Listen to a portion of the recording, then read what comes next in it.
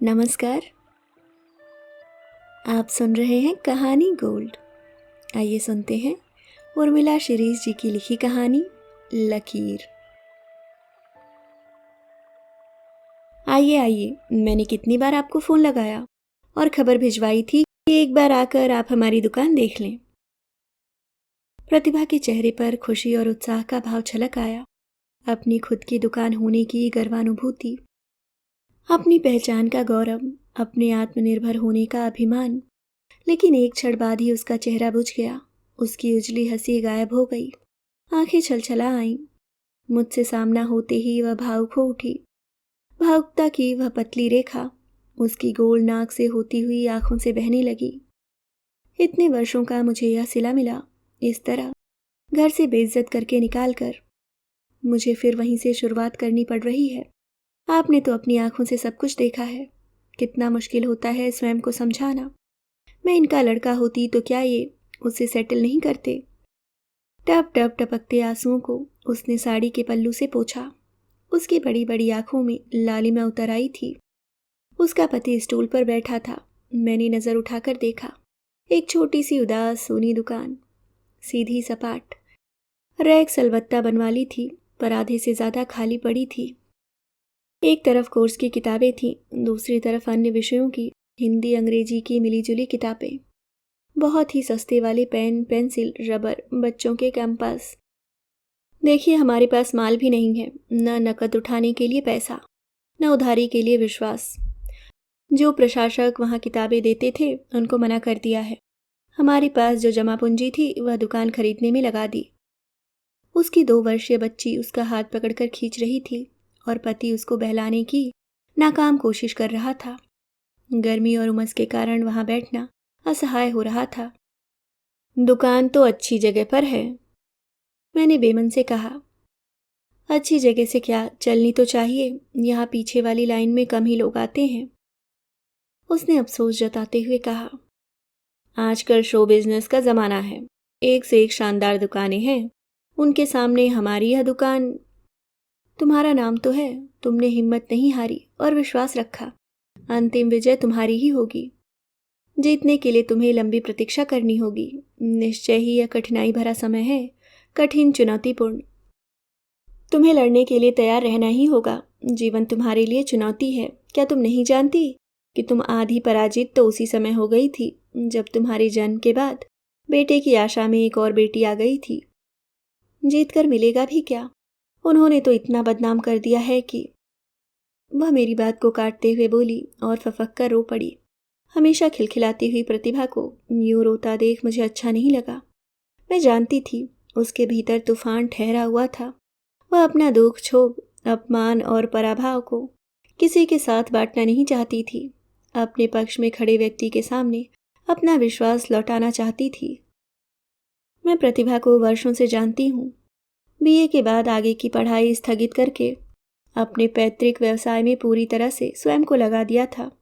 उसका मानना था कि एमए करके भी वही काम करना है तो क्यों न मैं अपना बिजनेस ही करूं। पापा कब तक और कितना करेंगे।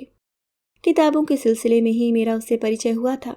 पूरे शहर की गिनी चुनी नामचीन दुकानों में से एक दुकान। कोई भी पुस्तक चाहिए हो, प्रतिभा से एक बार कहना भर होता था। वह अपनी सीट पर बैठे बैठे ही नौकर को हिदायत देती, यहाँ नहीं, वहाँ नहीं, तीसरी रैक पर, ऊपर जा। अरे बुद्धू, एक किताब नहीं मिलती? अंकल ठहरिए, मैं लाती हूँ। मैडम, आप लिखवा दीजिए, मैं फ़ोन करके आपको बता दूंगी। बीच बीच में वह हंसती जाती, बातें करती जाती। उसके हाथों में जादू था। उसका दिमाग कंप्यूटर की तरह चलता था। कौन सी किताब कहाँ रखी है उसको मुँह जवानी याद रहता था। वह दौड़ दौड़ कर काम किया करती थी। बिल काटना, किताबें रखवाना, ऑर्डर लेना, सारे ग्राहकों से डील करना और कोई भी ग्राहक खाली न लौटे इस बात का खास ख्याल रखना। और आज उसी प्रतिभा को यूं पस्त हाल में देखकर सचमुच मेरा मन क्षोभ से भर उठा। तुम्हारे जाने के बाद गुप्ता जी का क्या होगा? मैं उसे अक्सर छेड़ती थी। मैं कहाँ जाऊंगी, वह हंसते हुए कहती। शादी नहीं करोगी? अभी तो नहीं, छोटी बहन पढ़ रही है, पहले उसकी पढ़ाई पूरी हो जाए। शादी इसी शहर में करूंगी। पापा को यूं अकेला छोड़कर थोड़ी ना जाऊंगी। वह अपने पापा को स्नेह से देखती हुई कहती। दुनिया में उसके लिए पापा से बढ़कर कोई न था। मैंने उसका नाम मजाक मजाक में सेठानी रख दिया था, पढ़ी लिखी सेठानी। और एक दिन खबर मिली कि प्रतिभा की शादी हो गई है। अब क्या होगा? मुझे प्रतिभा के बिना दुकान सूनी सूनी लगती। दुकान की सारी रौनक ही जैसे खत्म हो गई थी। उसकी खिलखिलाहट भरी गूंजती हुई आवाज छोटी कदकाठी के साथ ऊपर नीचे दौड़ती हुआ दुकान में पहली बार मैंने खालीपन देखा था। शायद मेरी तरह और भी लोग उसकी कार्यकुशलता के आदी हो चुके थे, और उसके न होने पर काम की गति में जो अवरोध आ गया था वह प्रतिभा के अलावा कौन तोड़ सकता था। दुकान वही थी, किताबें वही थी, लेकिन प्रतिभा की अनुपस्थिति ने उसके अस्तित्व को हिला दिया था। हर व्यक्ति का अपना अस्तित्व ही मायने रखता है। यह विचार मेरे मन को बार बार उद्वेलित कर रहा था। बिजनेस ठप हो गया है, पर क्या करें? नया लड़का रखा है, सीखने समझने में वक्त तो लगेगा। अपने बिजनेस के पीछे उसे कुंवारी थोड़ी ना बिठा सकते थे। बहुत चाहा कि लड़का यहीं का मिल जाए, पर संयोग ही न बना। गुप्ता जी उदास और थके हुए लग रहे थे। हमने तो कभी ध्यान ही नहीं दिया, बड़ी दिक्कत होती है। उसे सब कुछ याद रहता था। वे प्रतिभा की कमी को गहराई तक महसूस कर रहे थे। पिता को व्यवसाय में लगाकर घाटा हो रहा था। ऐसा नहीं था कि काम करने वाले लोग नहीं मिल रहे थे या कोई इतनी जल्दी सीख नहीं सकता था, लेकिन प्रतिभा जिस तरह से काम करती थी और करवाती थी, वह हुनर, वैसी तत्परता किसी में न थी। जब तक लड़के किताब ढूंढकर लाते तब तक ग्राहक चला गया होता। तेज रफ्तार से भागते हुए इस समय में कोई भी इंतजार नहीं करना चाहता था, इसलिए लोगों का आना अपेक्षाकृत कम हो गया था।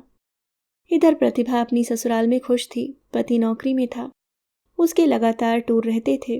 अपने इस नए जीवन को वह सचमुच एंजॉय कर रही थी। बेटा कुछ दिन के लिए आ जा, हर हफ्ते पिता का फोन पहुंच जाता।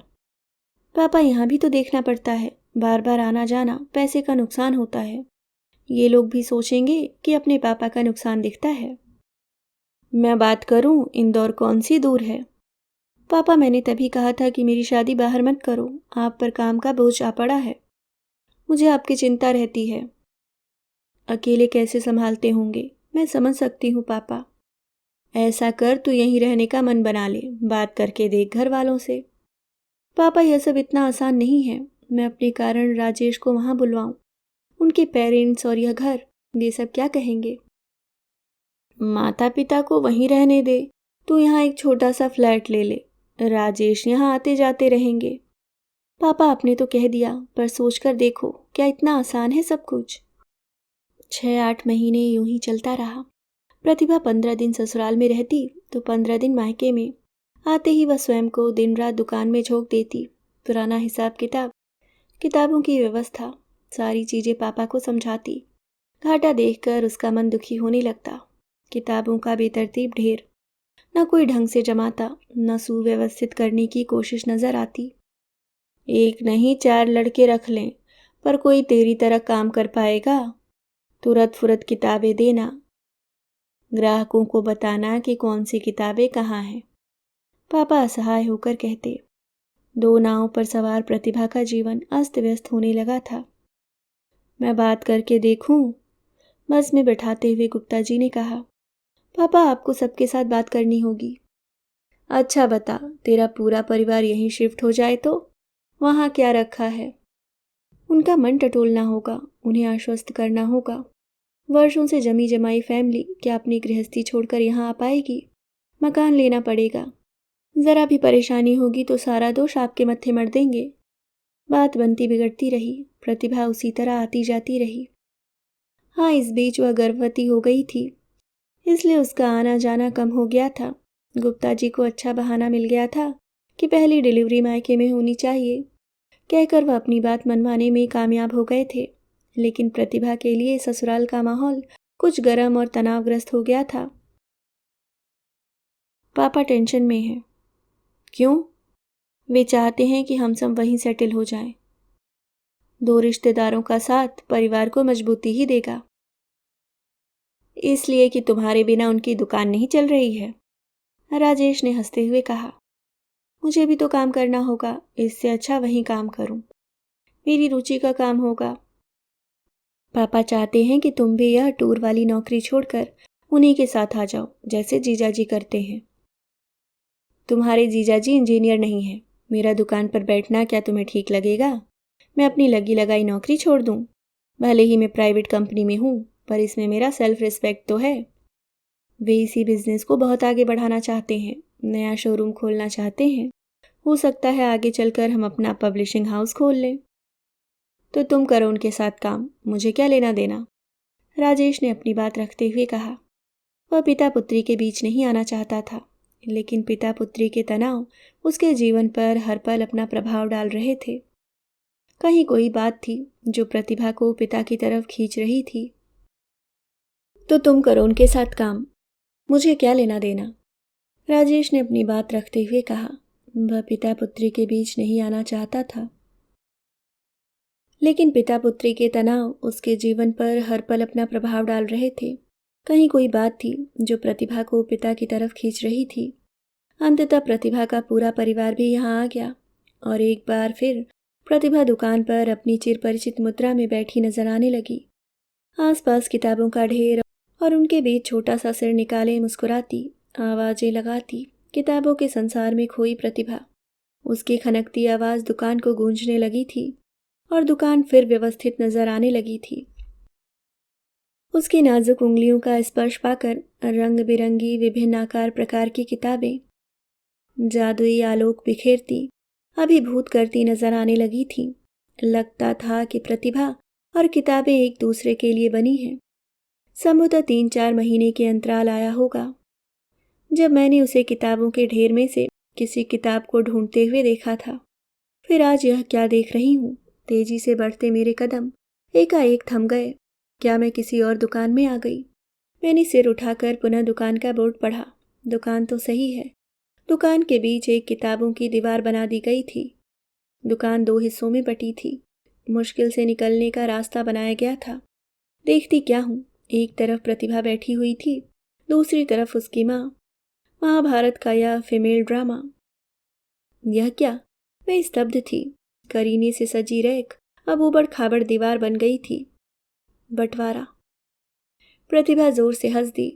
उसकी हंसी में व्यंग था, खोखलापन था, गहरी वेदना थी। यह कैसा बंटवारा? किसके बीच बंटवारा?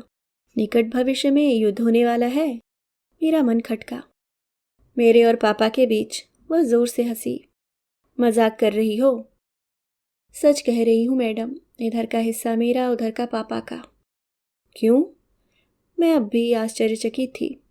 शादी जो हो गई है, मैं पराई हो गई हूँ। मेरा परिवार अब वो है। मैं तो सदा से पराए घर की थी। इस सच्चाई को एक्सेप्ट नहीं कर पाई थी, लेकिन आज सबसे बड़ी सच्चाई यही है।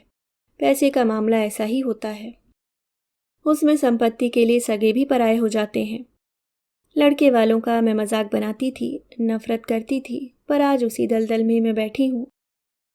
वह बड़े बुजुर्गों की तरह बोल रही थी। लेकिन नौबत यहाँ तक कैसे पहुंची? पापा को हर बात में हिसाब चाहिए होता। बात बात में टोका टाकी करने लगे। अब मैं पापा की आज्ञाकारी बेटी नहीं रही थी। जब इतना ही अविश्वास है तो साथ में काम करना बेकार है। पहले तो जिद करके जोर देकर यहाँ बुलवा लिया, फिर कहते हैं कि नहीं करवाना काम। अजीब तमाशा है। मैंने कहा मेरा हिस्सा दे दो, मैं अपने काम के साथ आपका काम भी संभाले रहूंगी। छोटी सी कुर्सी पर धसी बैठी प्रतिभा की आंखों में चारों ओर काले गड्ढे पड़ गए थे। चेहरा पिचका हुआ लग रहा था। उसका पेट निकला हुआ था और बात करते हुए भी वह हाफ रही थी। छोटा सा पंखा उसके सिर पर चल रहा था। पसीने की बूंदें उसके माथे पर चमक रही थीं। इन दिनों उसे आराम की जरूरत थी, पर वह अपनी शक्ति से ज्यादा काम कर रही थी। मैंने सिर्फ स्कूल कॉलेज की किताबें ली हैं। मुझे खामोश देखकर वह बोली। लेकिन यहाँ पर मैं सिर्फ तुम्हारी वजह से आती थी। मैं हूं तो। वह फिर खिलखिलाकर बोली, अपनी व्यथा छुपाते हुए।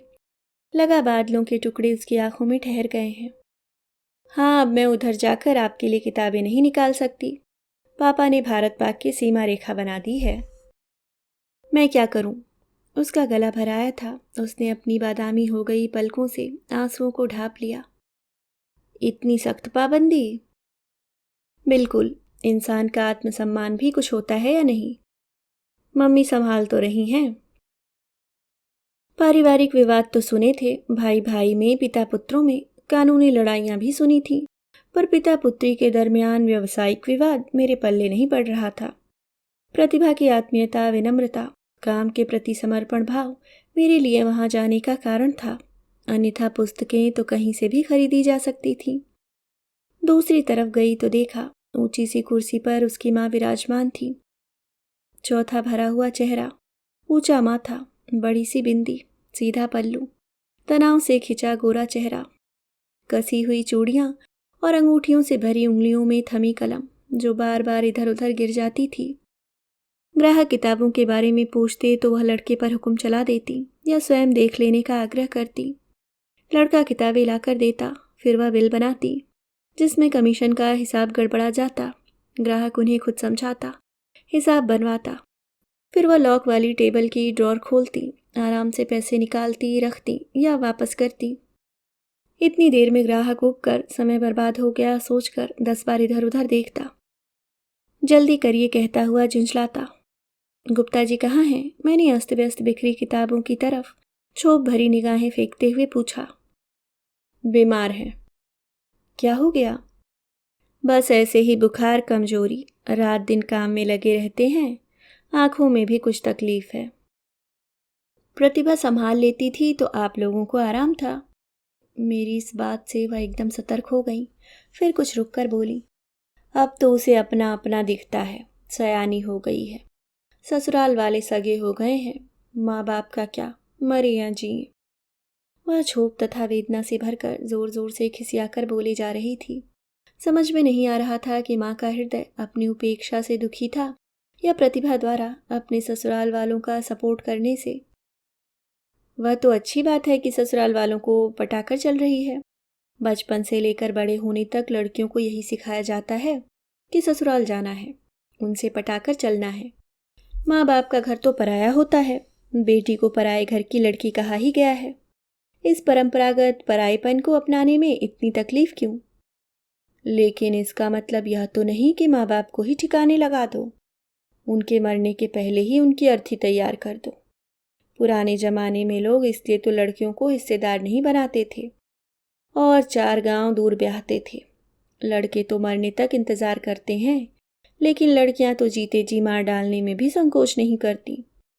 वह कटाक्ष पर कटाक्ष किए जा रही थीं। उनकी बातों में कसैलापन तो था ही, आवाज में भी विक्षोभ भरा था। सारी लड़कियों को एक जैसा नहीं माना जा सकता है। लगता है आप प्रतिभा से नाराज हैं। नाराज नहीं, दुखी हूँ, बदनसीब हूँ। दुनिया में कोई ऐसी लड़की होगी जो ससुराल वालों से अपने बाप को पिटवाए। मेरा सुहाग छीनने की कोशिश की है उसने मैडम जी। क्या? प्रतिभा ऐसा नहीं कर सकती, मैं नहीं मानती। तो क्या मैं झूठ बोल रही हूँ? वैसे आप क्या, कोई भी नहीं मानेगा। वह ऐसी नहीं है, जरूर कोई और बात होगी। मैं अपनी लड़की को अच्छे से जानती हूँ या आप? उन्होंने तीखी आवाज में कहा। आखिर बात इतनी कैसे बढ़ गई? आखिर मुझे पूछना ही पड़ा। इसी दुकान के कारण। वह बैठी तो है, आप पूछ लें। जैन मंदिर पर ऐसा तमाशा हुआ कि। कहकर वह अपनी आंखें पोंछने लगी, फिर स्वयं को संभाल कर बोली। इसके सास ससुर ने पहले तो पुलिस में झूठी रिपोर्ट लिखवा दी। गुप्ता जी से कुछ कहा सुनी हो गई तो दामाद और समधी जी ने मिलकर उन्हें बुरी तरह से पीट दिया। गुप्ता जी सदमे और अपमान को सहन नहीं कर पाए, तभी से अस्पताल में पड़े हैं। बार बार अपना पल्लू संभालती और आंचल से आंसू पोंछती मिसेस गुप्ता बेहद विचलित दिखाई दे रही थीं। अपमान का घाव रिस रहा था।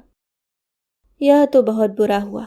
गुप्ता जी जैसा सीधा सज्जन आदमी जो कभी किसी से जोर से न बोलता हो, फिर घर का मामला सड़क पर आ जाए, घटिया स्तर पर उठाकर इस तरह तमाशा करना, पुलिस और कोर्ट तक पहुंचना। मैं हतप्रभ थी।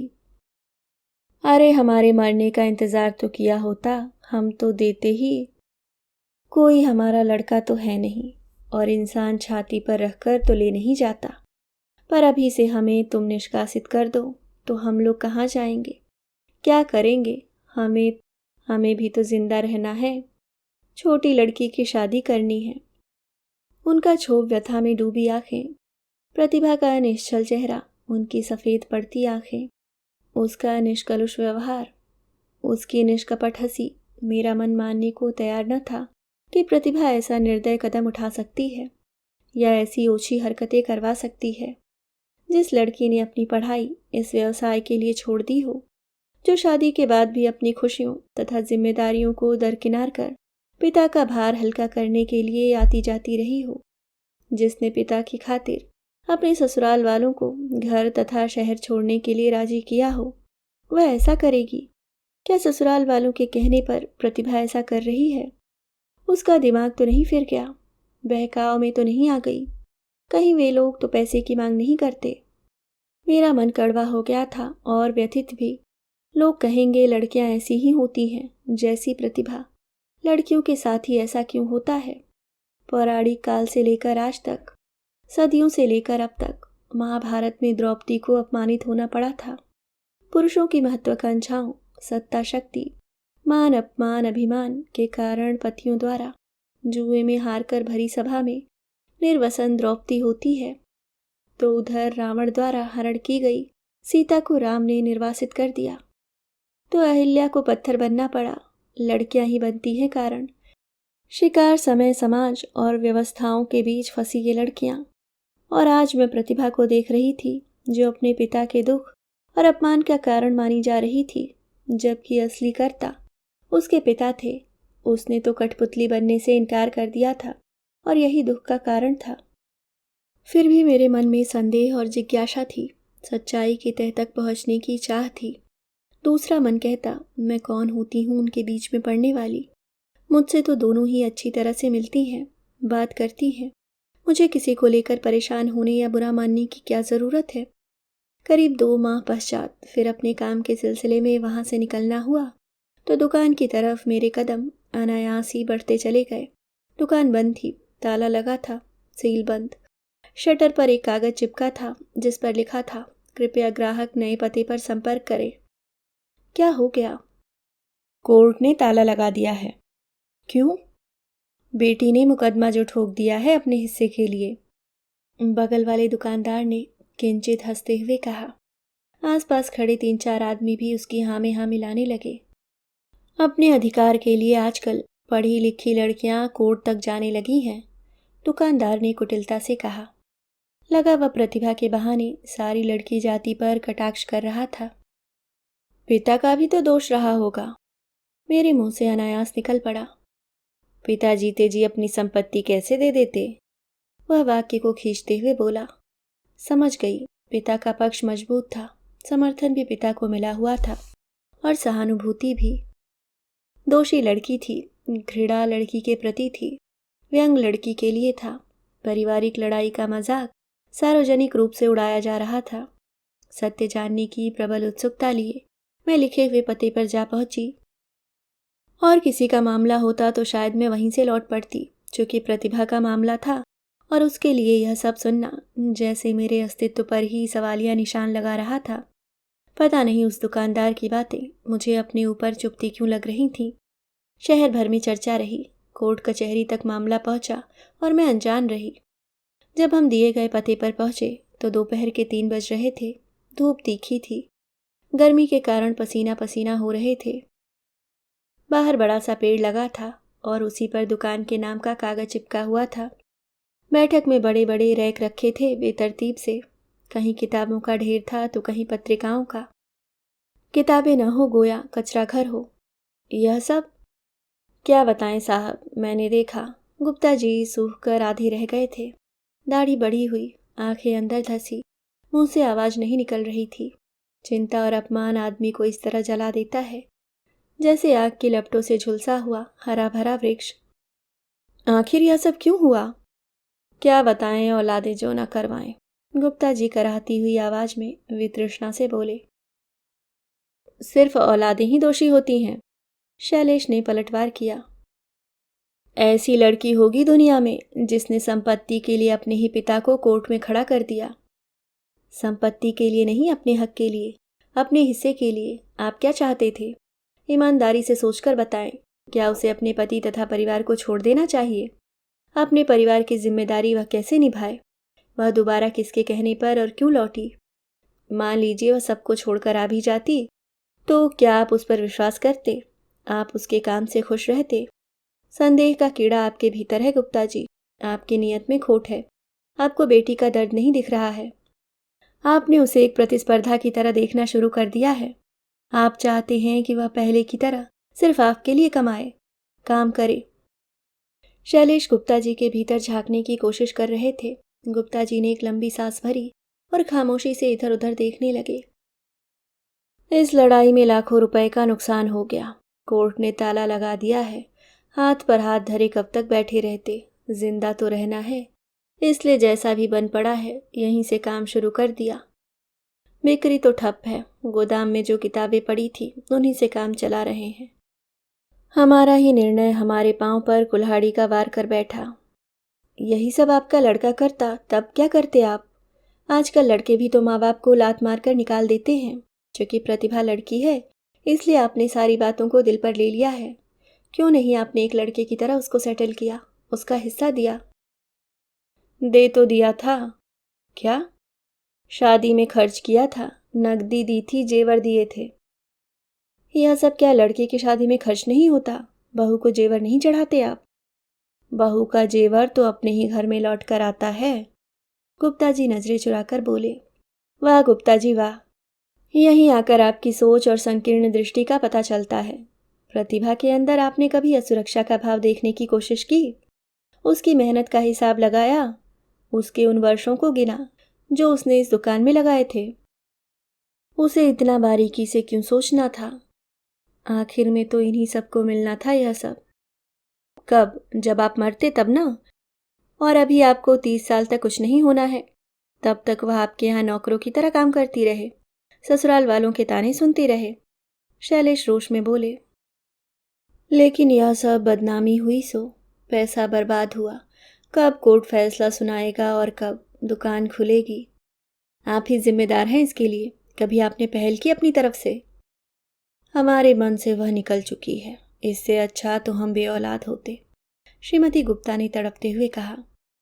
प्रतिभा चारों तरफ से कटघरे में खड़ी थी। वह पत्थर की तरह कठोर थी, बेईमान थी, धोखेबाज थी, अपने पिता की दुश्मन थी, विरोधी थी, परिवार का सर्वनाश चाहती थी। पूरा समाज उसे इन्हीं विशेषणों से अलंकृत कर रहा था। उसे चारों तरफ से कुचला तथा दुत्कारा जा रहा था, गिराया जा रहा था।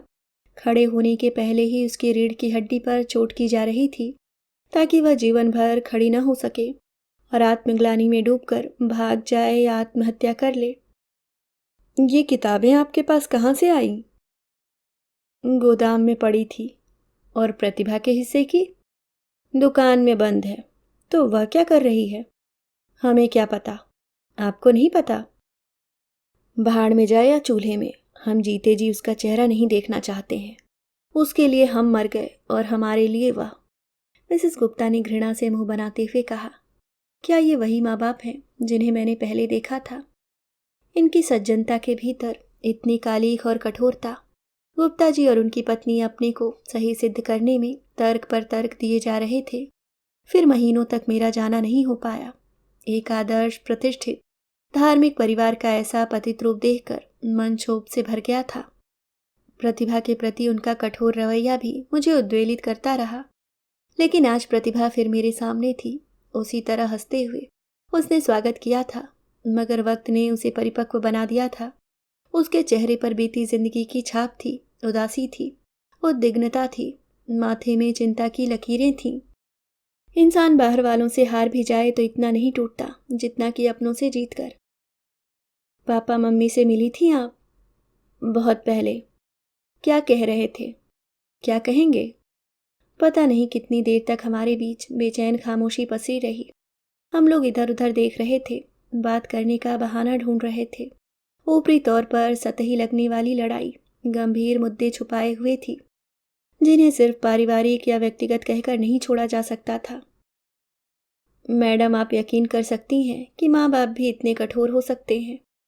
प्रतिभा ने मेरे चेहरे पर निगाहें गड़ाकर कहा। संभवतः वह अपनी स्थिति साफ करना चाहती थी। मेरी गोद में 3.5 माह की बच्ची थी। इस बच्ची का ख्याल किए बगैर मुझे घर से निकाल दिया था, बकायदा धक्के देकर। मेरे नाम जितना पैसा जमा था सैलरी के नाम पर वह भी ले लिया था, यह कहकर कि तुम्हारे लिए दुकान खरीद देंगे। मेरी खातिर इनका परिवार भी यहीं आ गया था। किराए का मकान लेना पड़ा। फिर इनकी भी नौकरी छूट गई। जब दुकान का बंटवारा हुआ तो हम लोगों ने सोचा कि दोनों मिलकर इसी बिजनेस को आगे बढ़ाएंगे। राजेश मैनेजमेंट का काम देखते थे। मैंने पापा से कहा कि राजेश को जितनी सैलरी कंपनी देती थी उतनी तो मिलनी चाहिए। उसके लिए भी तैयार न हुए। फिर तो छोटी बड़ी बातें बढ़ती गईं। कहने को तो बहुत मामूली और टुच्ची बात लगती है, लेकिन पापा ही मेरा हक छीन रहे थे। उनमें प्रतिस्पर्धा की भावना आ गई है कि कहीं हम लोग उनसे आगे न निकल जाएं। मुझसे कहते हैं कि मैं अपने ससुराल वालों को बहका रही हूँ। कभी कहते तेरे ससुराल वाले तेरा दिमाग खराब कर रहे हैं।